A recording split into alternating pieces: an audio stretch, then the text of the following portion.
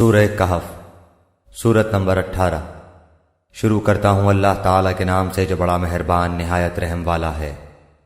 تمام تعریفیں اسی اللہ کے لیے سزاوار ہیں جس نے اپنے بندے پر یہ قرآن اتارا اور اس میں کوئی کسر باقی نہ چھوڑی، بلکہ ہر طرح سے ٹھیک ٹھاک رکھا تاکہ اپنے پاس کی سخت سزا سے ہوشیار کر دے، اور ایمان لانے اور نیک عمل کرنے والوں کو خوشخبریاں سنا دے کہ ان کے لیے بہترین بدلہ ہے جس میں وہ ہمیشہ ہمیشہ رہیں گے، اور ان لوگوں کو بھی ڈرا دے جو کہتے ہیں کہ اللہ تعالیٰ اولاد رکھتا ہے۔ در حقیقت نہ تو خود انہیں اس کا علم ہے نہ ان کے باپ دادوں کو۔ یہ تہمت بڑی بری ہے جو ان کے منہ سے نکل رہی ہے، وہ نرا جھوٹ بک رہے ہیں۔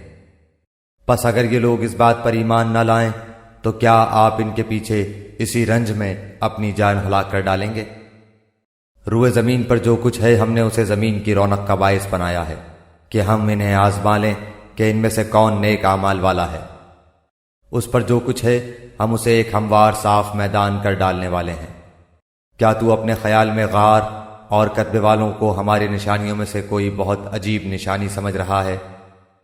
ان چند نوجوانوں نے جب غار میں پناہ لی تو دعا کی کہ اے ہمارے پروردگار، ہمیں اپنے پاس سے رحمت عطا فرما اور ہمارے کام میں ہمارے لیے راہ یابی کو آسان کر دے۔ پس ہم نے ان کے کانوں پر گنتی کے کئی سال تک اسی غار میں پردے ڈال دیے۔ پھر ہم نے انہیں اٹھا کھڑا کیا کہ ہم یہ معلوم کر لیں کہ دونوں گروہ میں سے اس انتہائی مدت کو جو انہوں نے گزاری کس نے زیادہ یاد رکھی ہے۔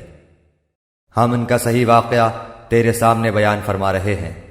یہ چند نوجوان اپنے رب پر ایمان لائے تھے اور ہم نے ان کی ہدایت میں ترقی دی تھی۔ ہم نے ان کے دل مضبوط کر دیے تھے، جبکہ یہ اٹھ کھڑے ہوئے اور کہنے لگے کہ ہمارا پروردگار تو وہی ہے جو آسمان و زمین کا پروردگار ہے، ناممکن ہے کہ ہم اس کے سوا کسی اور معبود کو پکاریں۔ اگر ایسا کیا تو ہم نے نہایت ہی غلط بات کہی۔ یہ ہے ہماری قوم جس نے اس کے سوا اور معبود بنا رکھے ہیں، ان کی خدائی کی یہ کوئی صاف دلیل کیوں پیش نہیں کرتے؟ اللہ پر جھوٹ افطرا باندھنے والے سے زیادہ ظالم کون ہے؟ جبکہ تم ان سے اور اللہ کے سوا ان کے اور معبودوں سے کنارہ کش ہو گئے تو اب تم کسی غار میں جا بیٹھو، تمہارا رب تم پر اپنی رحمت پھیلا دے گا اور تمہارے لیے تمہارے کام میں سہولت مہیا کر دے گا۔ آپ دیکھیں گے کہ آفتاب بوقت طلوع ان کے غار سے دائیں جانب کو جھک جاتا ہے اور بوقت غروب ان کے بائیں جانب کترا جاتا ہے، اور وہ اس غار کی کشادہ جگہ میں ہے۔ یہ اللہ کی نشانیوں میں سے ہے۔ اللہ تعالیٰ جس کی رہبری فرمائے وہ راہ راست پر ہے، اور جسے وہ گمراہ کر دے ناممکن ہے کہ آپ اس کا کوئی کارساز اور رہنما پا سکیں۔ آپ خیال کرتے کہ وہ بیدار ہیں حالانکہ وہ سوئے ہوئے تھے، خود ہم ہی انہیں دائیں بائیں کروٹیں دلایا کرتے تھے۔ ان کا کتا بھی چوکھٹ پر اپنے ہاتھ پھیلائے ہوئے تھا۔ اگر آپ جھانک کر انہیں دیکھنا چاہتے تو ضرور الٹے پاؤں بھاگ کھڑے ہوتے اور ان کے روب سے آپ پر دہشت چھا جاتی۔ اسی طرح ہم نے انہیں جگا کر اٹھا دیا کہ آپس میں پوچھ گچھ کر لیں۔ ایک کہنے والے نے کہا کہ کیوں بھائی تم کتنی دیر ٹھہرے رہے؟ انہوں نے جواب دیا کہ ایک دن یا ایک دن سے بھی کم۔ کہنے لگے کہ تمہارے ٹھہرے رہنے کا بخوبی علم اللہ تعالیٰ ہی کو ہے۔ اب تو تم اپنے میں سے کسی کو اپنی یہ چاندی دے کر شہر بھیجو، وہ خوب دیکھ بھال لے کہ شہر کا کون سا کھانا پاکیزہ تر ہے، پھر اسی میں سے تمہارے کھانے کے لیے لے آئے، اور وہ بہت احتیاط اور نرمی برتے اور کسی کو تمہاری خبر نہ ہونے دے۔ اگر یہ کافر تم پر غلبہ پالیں تو تمہیں سنسار کر دیں گے یا تمہیں پھر اپنے دین میں لوٹا لیں گے، اور پھر تم کبھی بھی کامیاب نہ ہو سکو گے۔ ہم نے اس طرح لوگوں کو ان کے حال سے آگاہ کر دیا کہ وہ جان لیں کہ اللہ کا وعدہ بالکل سچا ہے اور قیامت میں کوئی شک و شبہ نہیں۔ جبکہ وہ اپنے امر میں آپس میں اختلاف کر رہے تھے، کہنے لگے ان کے غار پر ایک عمارت بنا لو، ان کا رب ہی ان کے حال کا زیادہ عالم ہے۔ جن لوگوں نے ان کے بارے میں غلبہ پایا وہ کہنے لگے کہ ہم تو ان کے آس پاس مسجد بنا لیں گے۔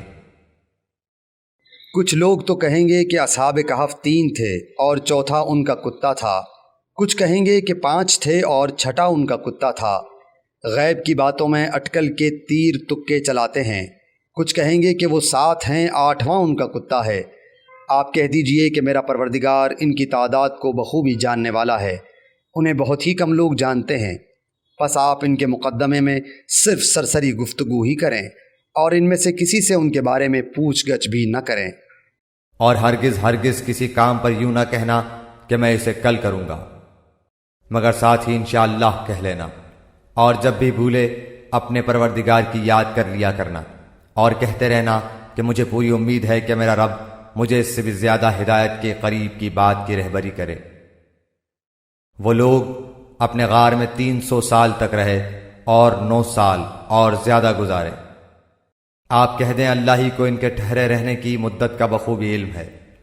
آسمانوں اور زمینوں کا غیب صرف اسی کو حاصل ہے، وہ کیا ہی اچھا دیکھنے سننے والا ہے۔ سوائے اللہ کے ان کا کوئی مددگار نہیں۔ اللہ تعالیٰ اپنے حکم میں کسی کو شریک نہیں کرتا۔ تیری جانب جو تیرے رب کی کتاب وحی کی گئی ہے اسے پڑھتا رہ، اس کی باتوں کو کوئی بدلنے والا نہیں، تو اس کے سوا ہرگز ہرگز کوئی پناہ کی جگہ نہ پائے گا۔ اور اپنے آپ کو انہی کے ساتھ رکھا کر جو اپنے پروردگار کو صبح و شام پکارتے ہیں اور اسی کے چہرے کے ارادے رکھتے ہیں، رضامندی چاہتے ہیں۔ خبردار تیری نگاہیں ان سے نہ ہٹنے پائیں کہ دنیاوی زندگی کے ٹھاٹ کے ارادے میں لگ جا۔ دیکھ اس کا کہنا نہ ماننا جس کے دل کو ہم نے اپنے ذکر سے غافل کر دیا ہے، اور جو اپنی خواہش کے پیچھے پڑا ہوا ہے، اور جس کا کام حد سے گزر چکا ہے۔ اور اعلان کر دے کہ یہ سراسر برحق قرآن تمہارے رب کی طرف سے ہے، اب جو چاہے ایمان لائے اور جو چاہے کفر کرے۔ ظالموں کے لیے ہم نے وہ آگ تیار کر رکھی ہے جس کی قناتیں انہیں گھیر لیں گی۔ اگر وہ فریاد رسی چاہیں گے تو ان کی فریاد رسی اس پانی سے کی جائے گی جو تیل کی تل چھٹ جیسا ہوگا، جو چہرے بھون دے گا۔ بڑا ہی برا پانی ہے اور بڑی بری آرام گاہ دوزخ ہے۔ یقیناً جو لوگ ایمان لائیں اور نیک اعمال کریں تو ہم کسی نیک عمل کرنے والے کا ثواب ضائع نہیں کرتے۔ ان کے لیے ہمیشگی والی جنتیں ہیں، ان کے نیچے سے نہریں جاری ہوں گی، وہاں یہ سونے کے کنگن پہنائے جائیں گے اور سبز رنگ کے نرم و باریک اور موٹے ریشم کے لباس پہنیں گے۔ وہاں تختوں کے اوپر تکیے لگائے ہوئے ہوں گے۔ کیا خوب بدلہ ہے اور کس قدر عمدہ آرام گاہ ہے۔ اور انہیں ان 2 شخصوں کی مثال بھی سنا دے جن میں سے ایک کو ہم نے 2 باغ انگوروں کے دے رکھے تھے اور جنہیں کھجوروں کے درختوں سے ہم نے گھیر رکھا تھا، اور دونوں کے درمیان کھیتی لگا رکھی تھی۔ دونوں باغ اپنا پھل خوب لائے اور اس میں کسی طرح کی کمی نہ کی، اور ہم نے ان باغوں کے درمیان نہر جاری کر رکھی تھی۔ الغرض اس کے پاس میوے تھے۔ ایک دن اس نے باتوں ہی باتوں میں اپنے ساتھی سے کہا کہ میں تجھ سے زیادہ مالدار ہوں اور جتھے کے اعتبار سے بھی زیادہ مضبوط ہوں۔ اور یہ اپنے باغ میں گیا اور تھا اپنی جان پر ظلم کرنے والا۔ کہنے لگا کہ میں خیال نہیں کر سکتا کہ کسی وقت بھی یہ برباد ہو جائے، اور نہ میں قیامت کو قائم ہونے والی خیال کرتا ہوں، اور اگر بالفرض میں اپنے رب کی طرف لوٹایا بھی گیا تو یقیناً میں اس لوٹنے کی جگہ اس سے بھی زیادہ بہتر پاؤں گا۔ اس کے ساتھی نے اس سے باتیں کرتے ہوئے کہا کہ کیا تو اس معبود سے کفر کرتا ہے جس نے تجھے مٹی سے پیدا کیا، پھر نطفے سے، پھر تجھے پورا آدمی بنایا؟ لیکن میں تو عقیدہ رکھتا ہوں کہ وہی اللہ میرا پروردگار ہے، میں اپنے رب کے ساتھ کسی کو شریک نہ کروں گا۔ تو نے اپنے باغ میں جاتے وقت کیوں نہ کہا کہ اللہ کا چاہا ہونے والا ہے، کوئی طاقت نہیں مگر اللہ کی مدد سے۔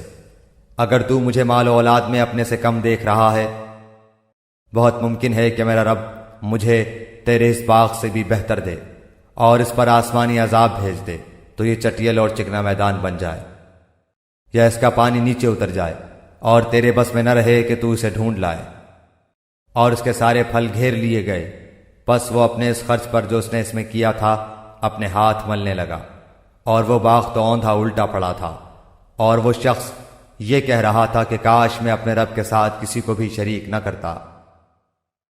اس کی حمایت میں کوئی جماعت نہ اٹھی کہ اللہ سے اس کا کوئی بچاؤ کرتی، اور نہ وہ خود ہی بدلہ لینے والا بن سکا۔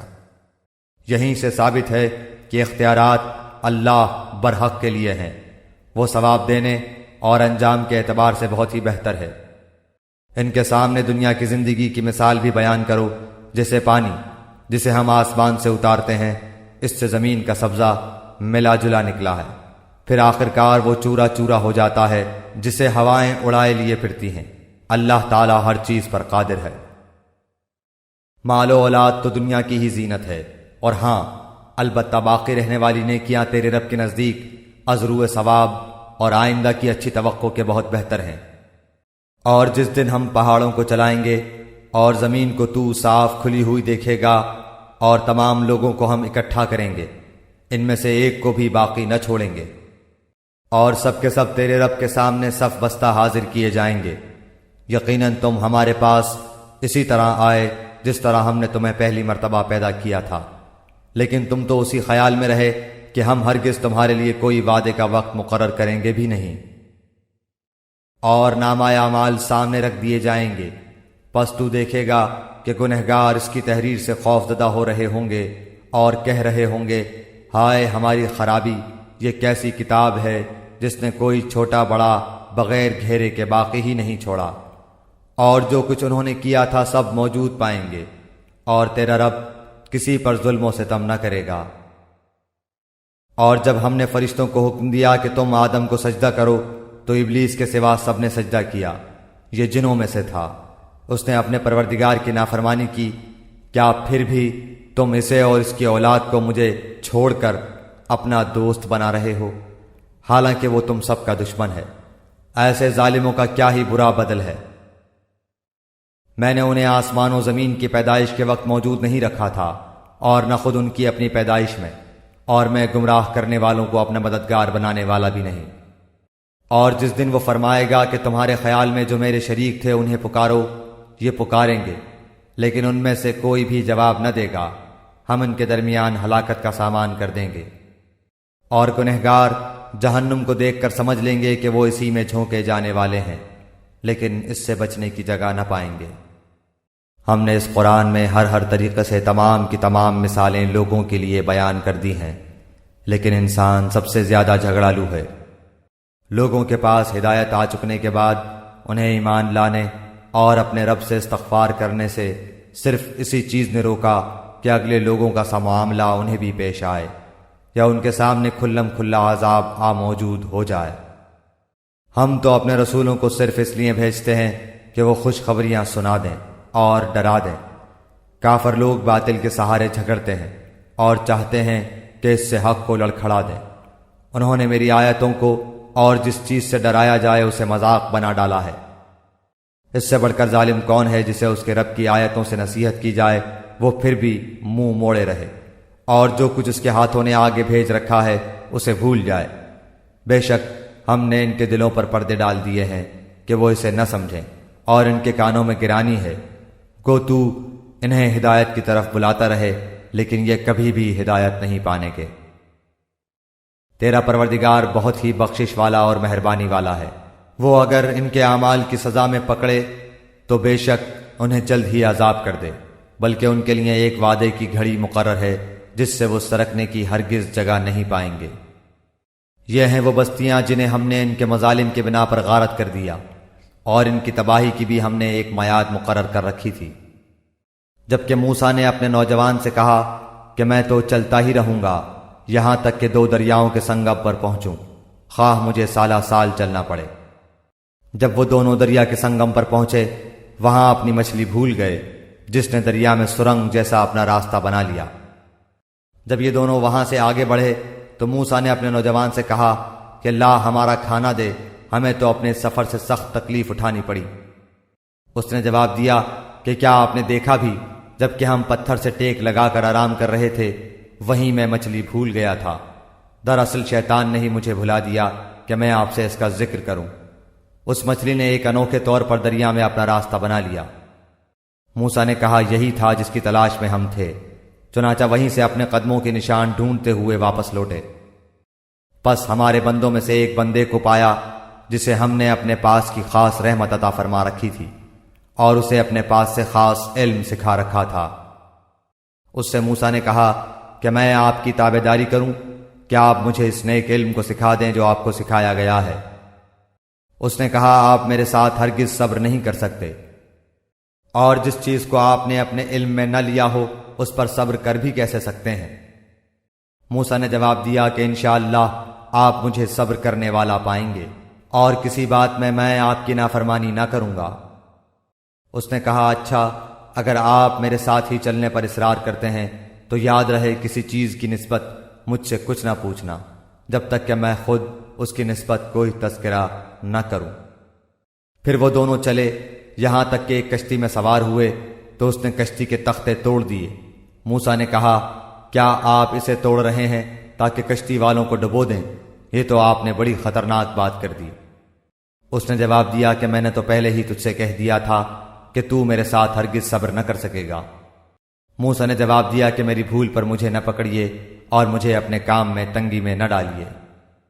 پھر دونوں چلے یہاں تک کہ ایک لڑکے کو پایا، اس نے اسے مار ڈالا۔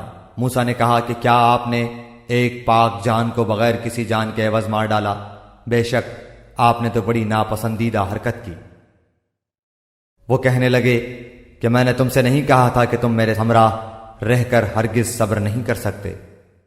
موسیٰ علیہ السلام نے جواب دیا اگر اب اس کے بعد میں آپ سے کسی چیز کے بارے میں سوال کروں تو بے شک آپ مجھے اپنے ساتھ نہ رکھنا، یقیناً آپ میری طرف سے حد عذر کو پہنچ چکے۔ پھر دونوں چلے ایک گاؤں والوں کے پاس آ کر ان سے کھانا طلب کیا تو انہوں نے ان کی مہمانداری سے صاف انکار کر دیا۔ دونوں نے وہاں ایک دیوار پائی جو گرا ہی چاہتی تھی، اس نے اسے ٹھیک اور درست کر دیا۔ موسیٰ علیہ السلام کہنے لگے اگر آپ چاہتے تو اس پر اجرت لے لیتے۔ اس نے کہا بس یہ جدائی ہے میرے اور تیرے درمیان، اب میں تجھے ان باتوں کی اصلیت بھی بتا دوں گا جس پر تجھ سے صبر نہ ہو سکا۔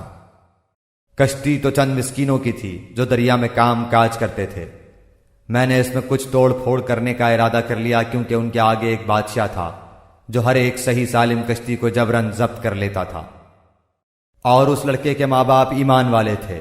ہمیں خوف ہوا کہ کہیں یہ انہیں اپنی سرکشی اور کفر سے عاجز و پریشان نہ کر دے، اس لیے ہم نے چاہا کہ انہیں ان کا پروردگار اس کے بدلے اس سے بہتر پاکیزگی والا اور اس سے زیادہ محبت اور پیار والا بچہ عنایت فرمائے۔ دیوار کا قصہ یہ ہے کہ اس شہر میں 2 یتیم بچے ہیں جن کا خزانہ ان کی اس دیوار کے نیچے دفن ہے۔ ان کا باپ بڑا نیک شخص تھا، تو تیرے رب کی چاہت تھی کہ یہ دونوں یتیم اپنی جوانی کی عمر میں آ کر اپنا یہ خزانہ تیرے رب کی مہربانی اور رحمت سے نکال لیں۔ میں نے اپنی رائے سے کوئی کام نہیں کیا، یہ تھی اصل حقیقت ان واقعات کی جن پر آپ سے صبر نہ ہو سکا۔ آپ سے ذوالقرنین کا واقعہ یہ لوگ دریافت کر رہے ہیں، آپ کہہ دیجئے کہ میں ان کا تھوڑا سا حال تمہیں پڑھ کر سناتا ہوں۔ ہم نے اسے زمین میں قوت عطا فرمائی تھی اور اسے ہر چیز کے سامان بھی عنایت کر دیے تھے۔ وہ ایک راہ کے پیچھے لگا یہاں تک کہ سورج ڈوبنے کی جگہ پہنچ گیا اور اسے ایک دلدل کے چشمے میں غروب ہوتا ہوا پایا، اور اس چشمے کے پاس ایک قوم کو بھی پایا۔ ہم نے فرما دیا کہ اے ذوالقرنین، یا تو انہیں تکلیف پہنچائے یا ان کے بارے میں کوئی بہترین روش اختیار کرے۔ اس نے کہا کہ جو ظلم کرے گا اسے تو ہم بھی اب سزا دیں گے، پھر وہ اپنے پروردگار کی طرف لوٹایا جائے گا اور وہ اسے سخت تر عذاب دے گا۔ ہاں، جو ایمان لائے اور نیک اعمال کرے اس کے لیے تو بدلے میں بھلائی ہے، اور ہم اسے اپنے کام میں بھی آسانی ہی کا حکم دیں گے۔ پھر وہ اور راہ کے پیچھے لگا یہاں تک کہ جب سورج نکلنے کی جگہ تک پہنچا تو اسے ایک ایسی قوم پر نکلتا پایا کہ ان کے لیے ہم نے اس سے اور کوئی اوٹ نہیں بنائی۔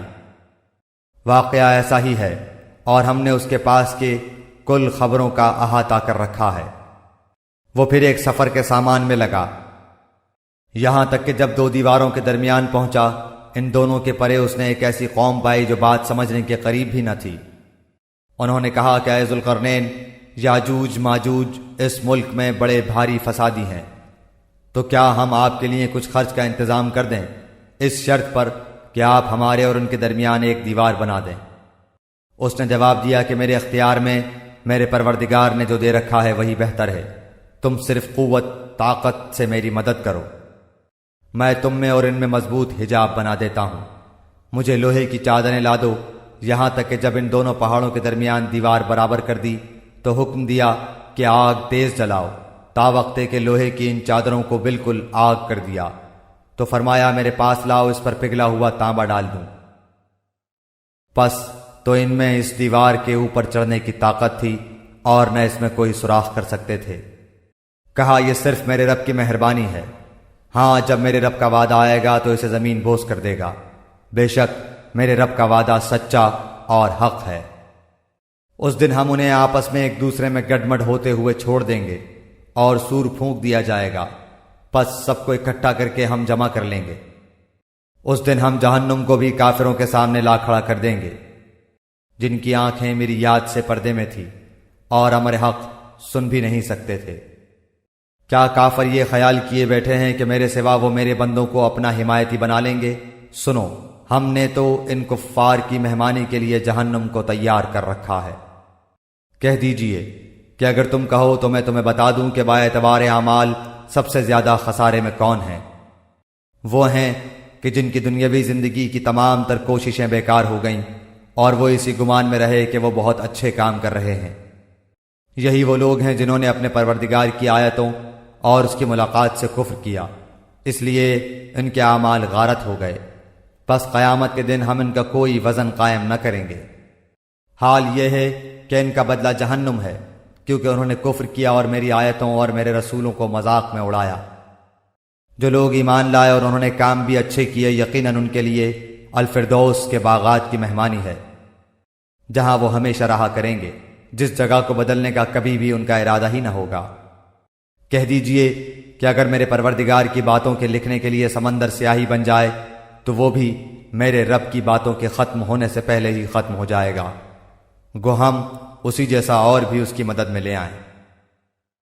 آپ کہہ دیجئے کہ میں تو تم جیسا ہی ایک انسان ہوں، ہاں میری جانب وحی کی جاتی ہے کہ سب کا معبود صرف ایک ہی معبود ہے، تو جسے بھی اپنے پروردگار سے ملنے کی آرزو ہو اسے چاہیے کہ نیک اعمال کرے اور اپنے پروردگار کی عبادت میں کسی کو بھی شریک نہ کرے۔